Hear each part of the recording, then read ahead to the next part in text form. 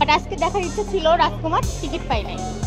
ঈদের দিন থেকে সারা বাংলাদেশে চলছে সুপারস্টার শাকিব খান অভিনীত রাজকুমার সিনেমাটি। আজকে রাজকুমার সিনেমাটার মুক্তির চতুর্থ দিন হলেও দাপটের সঙ্গে চলছে প্রতিটি হলে। প্রিয়তমার চেয়েও অনেক বেশি ফ্যামিলি অডিয়েন্স আসছে এই ঈদে রাজকুমার সিনেমাটি দেখার জন্য।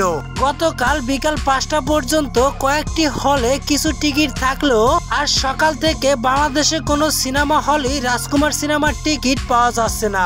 Jamuna Future Park, Madhumita, Star Cineplex ও রাজশাহী সহ বরিশালও রাজকুমার সিনেমার টিকিট পাওয়া যাচ্ছে না। রাজকুমার সিনেমার শো বাড়ানো হচ্ছে কিন্তু টিকিট পাওয়া যাচ্ছে না। টিকিটের জন্য সকাল থেকে অপেক্ষা করে বিকাল পর্যন্ত বসে থাকলেও রাজকুমার সিনেমার টিকিট পাওয়া যাচ্ছে না। ভিউয়ার্স, ঈদের ছুটিতে কিছু মানুষ দেশের বাড়িতে আসলেও তারা আবার ঢাকার উদ্দেশ্যে পাড়ি জমিয়েছে। তাদের মধ্যে অনেকেই সিনেমাটি দেখতে গেলে টিকিটের কারণে প্রিয় নায়ক শাকিব খানের রাজকুমার সিনেমাটি এখনো পর্যন্ত দেখতে পারেনি।